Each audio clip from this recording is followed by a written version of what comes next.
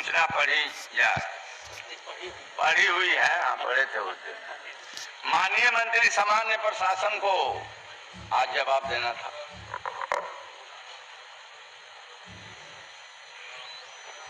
महोदय, वस्तुस्थिति यह है कि विज्ञापन संख्या 01/2019 कनीय अभियंता असैनिक यांत्रिक विद्युत के पद पर नियुक्ति हेतु आयोग के प्रत्रांक 638 दिनांक 2/4/22 से प्रकाशित चयन सूची में कतिपय त्रुटियों परिलक्षित होने के कारण पुनः सुधार कर मेधा सूची प्रकाशित किए जाने हेतु वापस ले लिया गया, जिसमें सुधार करने की कार्रवाई की जा रही थी। इसी बीच दिनांक 19/4/22 को CWJC नंबर 73/12/2021 में माननीय उच्च न्यायालय द्वारा उक्त प्रकाशित चयन सूची को सेट असाइड करते हुए निम्न आदेश पारित किया गया। According to appointment made to extend in the term of Rule 4A of the amending rules 2017 are set aside, and the Bihar State Technical Selection Commission is directed to prepare a fresh selected merit list granting 40% institutional reservation to all the diploma holders who have obtained their diploma certificate from any polytechnic institution recognized by AICTU and affiliated by the State Board of Technical Institution Bihar, Patna within the state government।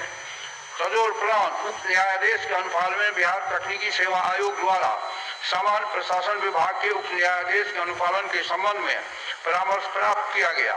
प्राप्त परामर्श के पश्चात उक्त आदेश के अनुपालन हेतु बिहार राज्य के प्राइवेट पॉलिटेक्निक से उत्तीर्ण अभ्यर्थियों का दिनांक 1/8/22 से दिनांक 11/8/22 तक काउंसलिंग का कार्य पूरा कर लिया गया।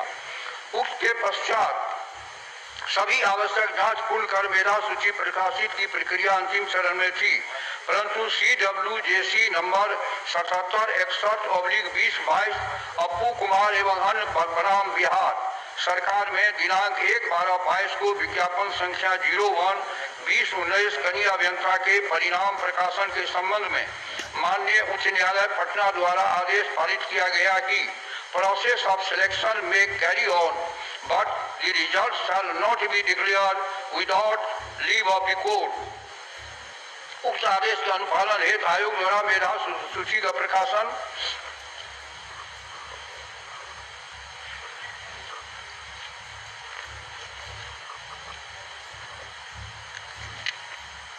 नहीं किया गया।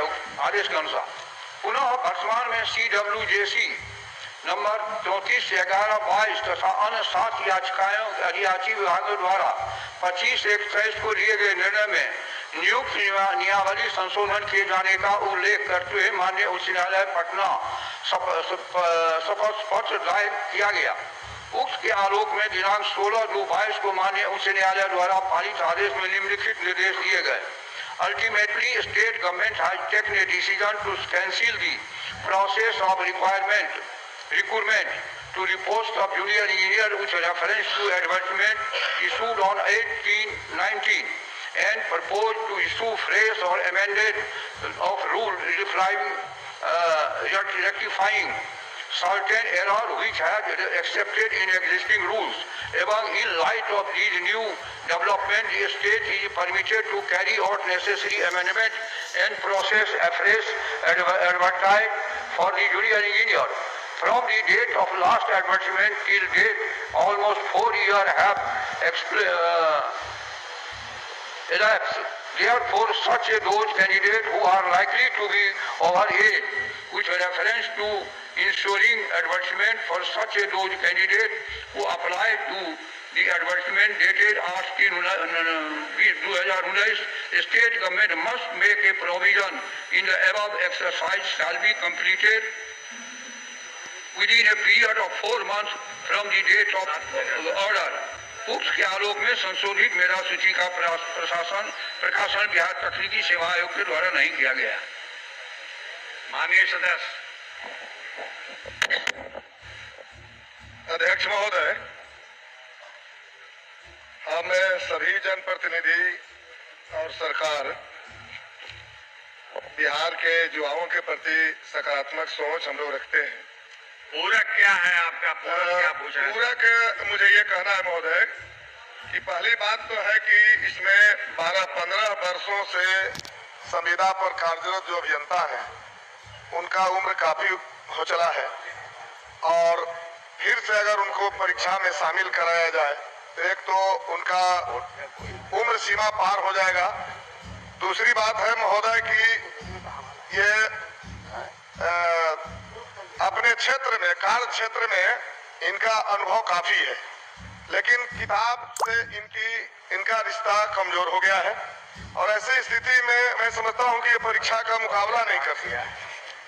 तीसरी बात है महोदय कि तकनीकी सेवा आयोग द्वारा ही डॉक्टर, एएनएम, जीएनएम, ट्यूटर, कृषि समन्वयक, वेटनरी डॉक्टर आदि की बहाली इसी प्रक्रिया से हुई है जो योगदान करके कार्य कर रहे हैं। तो हम लोग को ये कहना है कि गलती अगर आयोग ने की है तो सजा इन अभ्यर्थियों को तो नहीं मिलना चाहिए महोदय। और इसीलिए मुझे कहना है कि ये लगभग पूरे बिहार में 2500 के आसपास की संख्या में 12-15 वर्ष से कार्यरत अभियंता हैं, तो क्या उन्हें योगदान नहीं कराया जा सकता महोदय? क्योंकि ये उनके जीवन का सवाल है, उम्र समाप्त हो जाएगी। माननीय मंत्री, मैंने हाईकोर्ट के सारे निर्णयों को बता दिया, उसमें हम लोग का कोई हाथ तो नहीं। हाईकोर्ट का जो निर्णय होगा उनको एज का भी रिलैक्सेशन दिया जाएगा। 19 में जिन लोगों ने अप्लाई किया है उसको डेट के वो भी एक्स्ट्रा उनको उम्र को बढ़ाने का भी उसमें प्रोविजन रहेगा। ये मैंने पढ़ दिया, तो उससे अधिक लोग क्या कर सकते हैं? माननीय नाम नहीं है कि कैसे सप्लीमेंट्री इसमें ये कहना था। माननीय सदस्य संजीव सौरभ का नाम। मैं ये कहना था महोदय कि मंत्री जी स्वयं कह रहे हैं कि बीटीएससी ने माननीय उच्च न्यायालय के जो आदेश थे, जो गाइडलाइन था, उसका पालन नहीं किया और पालन न करके बीटीएससी ने अंक आधारित, ये परीक्षा इसमें नहीं थी, ये अंक आधारित एक मेधा सूची तैयार करके लोगों को उसमें किया गया और बड़े पैमाने पर उसमें फर्जी डिग्री भी शामिल हुए। आप सप्लीमेंट 417 एफआईआर 16 फरवरी को उसमें दर्ज किया गया है कई अभ्यर्थियों का जिनका डिग्री फर्जी था। हम ये जानना चाहते हैं, और इसी तरह के कई और मामले, जैसे सरकार का कहना है कि बीटीएससी हो, बिहार पब्लिक सर्विस कमीशन यानी बीपीएससी हो, बिहार कर्मचारी चयन आयोग हो या बिहार पुलिस अवर सेवा आयोग हो, ये तमाम जो बॉडी है, आयोग जो है, ये सरकार से स्वायत्त है। तो सरकार से स्वायत्त है इस नाम पर एक तो किसी माननीय सदस्यों के लेटर का ठीक से रिस्पॉन्ड नहीं वहां से आता है, उनका मानना है कि वो स्वायत्त है। दूसरी बात की जो गलतियां हुई हैं, जैसे गाइडलाइन रहने के बावजूद अंक आधारित आपने किया, एफआईआर फिर बाद में हुआ। इसके अलावा जब ये एफआईआर का मामला सामने आया और रिजल्ट को विड्रॉ किया गया, उसके बाद कहा गया आयोग की तरफ से, बीटीएससी की तरफ से कहा गया कि इसमें एक जांच कमेटी बनाते हैं हम और वो जांच करेगा जहां जहां का फर्जी सर्टिफिकेट है। तो लेकिन अनफॉर्चुनेट ये हुआ उसमें कि जहां जहां पे वो कमेटी गई, कमेटी के जाने से पहले कमेटी के सदस्य जो जांच करने वाले हैं उनका नाम और उनका मोबाइल नंबर पब्लिक में आ गया और वो कमेटी कहीं गई भी नहीं। तो इसलिए बड़े पैमाने पर धांधली होती रही।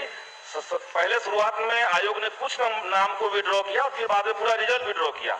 हम इसमें ये मांग करते हैं कि वो चाहे बीटीएससी हो या इस तरह की और बहालियां, सरकार जो जवाबदेह अधिकारी उसमें है, जो शीर्ष पदों पर आयोग में बैठे हुए हैं, उनके खिलाफ अगर कोई गलती साबित होती है तब कार्रवाई करने का विचार रखती है कि नहीं रखती है?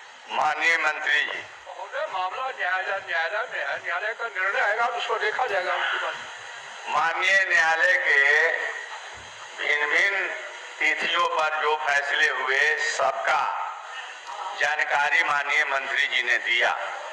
अब जो फैसले आवेंगे, माननीय मंत्री जी का कहना है उसके आलोक में कार्रवाई होगी। इसलिए मैं अब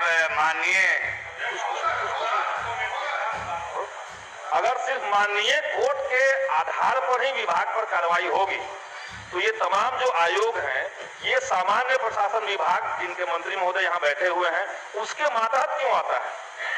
तो सामान्य प्रशासन विभाग के मातहत अगर ये सारे आयोग हैं